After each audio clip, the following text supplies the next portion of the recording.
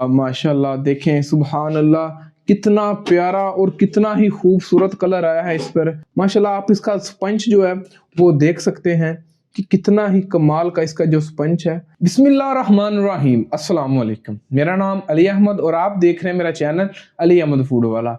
तो व्यूअर्स, आज मैं आपके लिए बहुत ही मज़ेदार लजीज रोगनी नान की रेसिपी लेकर आया हूँ। वैसे तो ये एक तारीखी चीज़ है जो कि मुख्तलिफ ममालिक में मुख्तलिफ तरीक़ेकार से बनाया जाता है, लेकिन जैसा कि हमारे पाकिस्तान में भी देखा जाए, लाहौर में जो नान है वो गोल बनाए जाते हैं। अगर हम पेशावर वाले साइड पे चले जाएं तो वहां पर लंबूतरे नान बनाए जाते हैं। हर इलाके के हिसाब से इसकी अलग अलग रेसिपी है। जैसा कि हमारे हमसाये मुल्क इंडिया के अंदर देखा जाए तो वहां पर भी नान बनाने के मुख्तलिफ तरीकाकार हैं। अगर हम तुर्की में चले जाएं तो तुर्की में भी नान बनाने के कुछ और तरीकाकार है। तो ये गंदम के आटे के अलावा बाजरे का आटा और बेसन के साथ भी नान बनाए जाते हैं। लेकिन जो मैं रेसिपी आज आपके साथ शेयर करने वाला हूं वो है रोगनी नान की, जो कि हमारे मुल्क में बहुत ही एक मशहूर नान है और उसके अलावा इसको स्टैंडर्ड नान भी कहा जाता है। ये नान हमारी शादियों पर भी बहुत ज्यादा मशहूर है। इंशाल्लाह जो नान की रेसिपी मैं आज आपको बताऊंगा वो नान बिल्कुल सॉफ्ट और खस्ता होगा। तो चलिए शुरू करते हैं और देखते हैं कि ये रोगनी नान हम किस तरह बनाएंगे और इसके लिए हमें किन किन इंग्रेडिएंट्स की जरूरत है। सबसे पहले और जो जरूरी बात है वो है नान के अंदर खमीर। खमीर को एक्टिवेट करना पड़ता है। तो खमीर के लिए हम यीस्ट लेते हैं। ये देखें, ये देख सकते हैं आप, ये हमारे पास यीस्ट है। ये आपको बाजार से या पंसार स्टोर से कहीं से भी आसानी से मिल जाती है। तो इसको एक्टिवेट करने के लिए सबसे पहले आप देखें, ये हमारे पास आधा कप दूध है। ये हम एक बाउल के अंदर ले लेंगे। नान बनाने के लिए जो टेम्परेचर है उसका बहुत ज़्यादा ख्याल रखना चाहिए, क्योंकि अगर टेम्परेचर ज़्यादा होगा तो ही जो यीस्ट है वो एक्टिवेट हो पाएगी। तो ये जो दूध है ये नॉर्मल टेम्परेचर क्या है। उसके बाद हम हाफ कप इसके अंदर जो पानी है वो शामिल कर देंगे। ये पानी आप देख सकते हैं कितना गर्म है, इसके अंदर भाप निकल रही है। इसके बाद ये मेरे पास 1 टेबल स्पून शुगर है जिसका मैंने पाउडर कर लिया था, ये भी इसके अंदर शामिल कर देंगे। इसको एक दफ़ा अच्छी तरह मिक्स कर लेते हैं। जो चीनी है वो यीस्ट को एक्टिवेट होने में मदद करेगी। तो ये यीस्ट है, ये अभी इसके अंदर हम शामिल कर देंगे। बिस्मिल्लाह। इसको अच्छी तरह मिक्स करने के बाद हम 2 से 4 मिनट के लिए इसको रेस्ट देंगे। उसके बाद हम इसका आटा जो है वो गूंद लेंगे। माशाल्लाह 5 मिनट हो चुके हैं और जो यीस्ट है वो एक्टिवेट हो चुकी है। तो अगर मैं आपको दिखा सकूं तो ये आप देखें, ये बिल्कुल इस तरह से गाढ़े गाढ़े और इसके ये बबल्स बन चुके हैं। तो इसका मतलब ये है कि जो यीस्ट है वो एक्टिवेट हो चुकी है। तो अभी हम दूसरा काम कर लेंगे। तो आप देखें, ये मेरे पास आधा किलो मैदा है। मैदे से हम नान बनाएंगे तो इसको एक बड़े बाउल के अंदर डाल लेंगे। तो मैं आपको बताना भूल गया था, जो मैंने यीस्ट थी वो तकरीबन 6 ग्राम ली थी। 1 किलो को तकरीबन 11 ग्राम जो यीस्ट है वो लगती है। तो मेरे पास आधा किलो मैदा था, इसलिए मैंने 6 ग्राम ली थी। तो इसके बाद इसके अंदर हमारे पास नमक है। ये नमक तकरीबन हमने हाफ टी स्पून लिया है, तो ये इसके अंदर शामिल कर देंगे मैदे के अंदर। उसके बाद हमारे पास बेकिंग सोडा है जिसको मीठा सोडा भी कहते हैं। ये तकरीबन हमने 1/4 टीस्पून लिया है, तो ये भी इसके अंदर शामिल कर देंगे। ये हम ज़्यादा नहीं डालेंगे। उसकी वजह यह है कि जो नान है वो असल में यीस्ट की वजह से फूलेगा, लेकिन जो मीठा सोडा है वो इसके अंदर इसको नरम रखेगा। उसके बाद हमारे पास ऑयल है। ये हमने 1/4 कप तकरीबन 60 ml लिया है, तो ये भी इसके अंदर शामिल कर देंगे। बिस्मिल्लाहिर्रहमानिर्रहीम। एक अंडा है जो कि हमने फेंट लिया था, तो ये भी इसके अंदर शामिल कर देंगे। तो अभी जो हमने यीस्ट वाला मटेरियल बनाया था, अब ये इसके अंदर थोड़ा थोड़ा करके शामिल करेंगे और इसके साथ ही आटा गूंद लेंगे। बिस्मिल्लाहिर्रहमानिर्रहीम, बिस्मिल्लाहिर्रहमानिर्रहीम।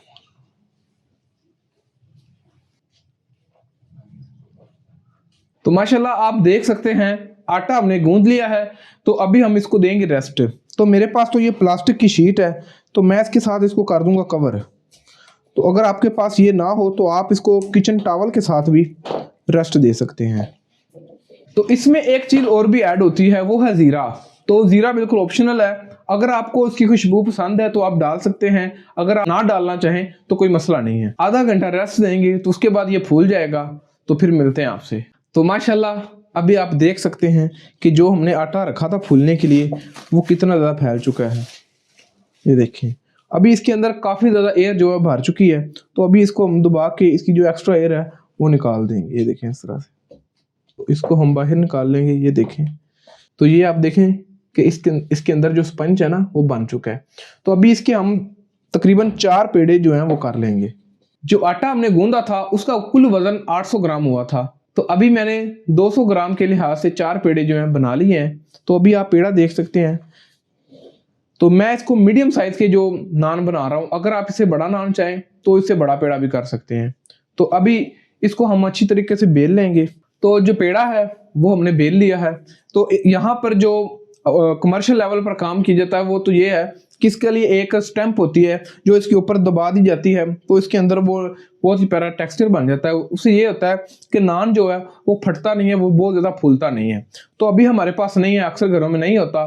तो अभी हम क्या करेंगे, हम हाथों की मदद से वो निशान बनाएंगे इसके ऊपर। तो जो उंगलियां हैं वो हम थोड़ी पानी के अंदर डिप करेंगे और इसको इस तरह रखकर, ये देखें, बिस्मिल्लाह, इस तरह मारेंगे इसके अंदर, इसको घुमा लेंगे। तो वो टेक्सचर तो हमने बना लिया है। तो अभी मेरे पास दूध है, तो हम दूध इसके ऊपर इस तरह से इसको लगाएंगे थोड़ा सा।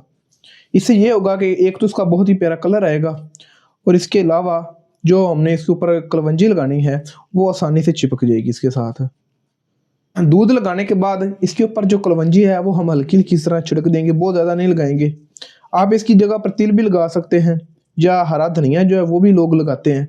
तो आप अपनी चॉइस के मुताबिक कुछ भी लगा सकते हैं। थोड़ी सी कलवंजी ऊपर से दबा देंगे ताकि ये गिरे नहीं। तो आप देख सकते हैं कि मेरे पास एक कढ़ाई थी जिसको मैंने प्री हीट कर लिया है। तो हम इसके अंदर ये नान जो है बनाएंगे। तो दोनों हिस्से जो है इसका ढक्कन और नीचे वाला, उनके दोनों के नीचे मैंने आग जलाई हुई है। तो अभी ये दोनों अच्छी तरह से गर्म हो चुके हैं। तो अभी मैं जो नान है उसके नीचे पानी लगाकर जो ढक्कन वाली साइड पे लगा दूंगा। उसके बाद ये ढक्कन जो है वो हम इसके ऊपर बंद कर देंगे। तो ये देखें, बिस्मिल्लाह रहमान रहीम, जो नान आप देख सकते हैं। तो नान की जो पिछली साइड है यहाँ पर हम पानी लगाएंगे। तो अभी ये देख सकते हैं आप कि मैंने अच्छी तरीके से पानी लगा दिया है। तो अभी ये जो ढक्कन है इसके ऊपर इस तरह से इसको लगा दें, ये देखें। तो अभी जो ढक्कन है ये हम कढ़ाई के ऊपर बंद कर देंगे और इसको तकरीबन 15 मिनट के लिए ऐसे रख देंगे। 15 मिनट के अंदर जो नान है वो पककर तैयार हो जाएगा। तो जो नान है वो इस कढ़ाई के अंदर है, ढक्कन के साथ चिपका हुआ है। तो जब ये नीचे से हीट इसको मिल रही है तो इसके अंदर एक ओवन वाला जो टेम्परेचर है वो क्रिएट हो रहा है। नान हमारा ढक्कन के साथ चिपका रहेगा और नीचे नहीं गिरेगा। तो हीट के साथ ये पकता रहेगा। 10 मिनट से 15 मिनट लगेंगे। तो आप इसको 5 मिनट बाद देखते रहें। जब आप देखेंगे इसका परफेक्ट कलर आ गया है तो आप इसको नीचे उतार लें। तो माशाल्लाह तकरीबन 10 मिनट हो गए हैं। तो अभी मैं आपको दिखाता हूं कि नान की कंडीशन क्या हो चुकी है। ये देखें, माशाल्लाह माशाल्लाह, देखें, सुभान अल्लाह, कितना प्यारा और कितना ही खूबसूरत कलर आया है इस पर। और देखें कि अगर आप इसको पहली नज़र देखें तो आप ये गैस नहीं कर सकते कि ये हमने घर पे बनाया है या तंदूर वाला नान है। तो इसका जो टेस्ट है वो बिल्कुल तंदूर वाला ही होगा। तो अभी इसको हम थोड़ा सा ठंडा होने देंगे, उसके बाद इसको नीचे से उतार कर प्लेट के अंदर निकाल लेंगे। तो माशाल्लाह आप देख सकते हैं कि हमारा एक नान जो हमने पहले पकाया था वो बनकर तैयार हो चुका है। तो अभी मैं आपको इसकी दोनों साइडें दिखाता हूँ। ये देखिए ऊपर कितना प्यारा कलर है और नीचे वाले साइड से भी देख लें, माशाल्लाह कितना ही प्यारा और खूबसूरत कलर आया है। तो अभी ये गरम गरम है। तो इसके ऊपर हमारे पास देसी घी है। तो ये ब्रश जो है उसकी मदद से इसके ऊपर हम इसको ग्रीस कर देंगे।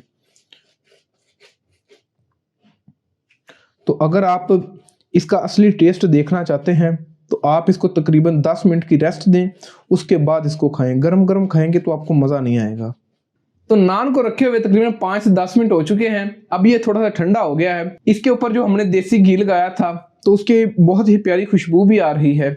तो अभी मैं आपको दिखाता हूँ कि ये किस तरह का बना है। ये देखें आप, मैं आपको तोड़ के दिखाता हूँ। ये देखें, माशाल्लाह माशाल्लाह, आप इसका स्पंज जो है वो देख सकते हैं कि कितना ही कमाल का इसका जो स्पंज है वो बन चुका है। ये देखें माशाल्लाह।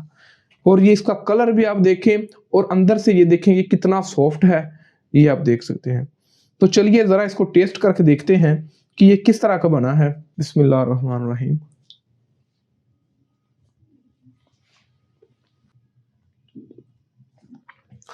आप मेरे चेहरे की खुशी देखकर गैस कर सकते हैं कि ये कितना मज़ेदार बना है। तो इसका जो देसी घी का जो जब इसके साथ एक फ्लेवर मिला है तो उसने तो कमाल कर दिया है। माशाल्लाह कमाल है ये। अगर आपको मेरी आज की वीडियो अच्छी लगी हो तो मेरी वीडियो को लाइक कर दीजिएगा, और अगर आप मेरे चैनल पर नए हैं तो मेरे चैनल को सब्सक्राइब कर दीजिएगा। तो इंशाल्लाह मिलते हैं फिर किसी और ऑथेंटिक रेसिपी के साथ। तब तक के लिए मुझे और मेरी टीम को इजाज़त दीजिए। अस्सलाम वालेकुम।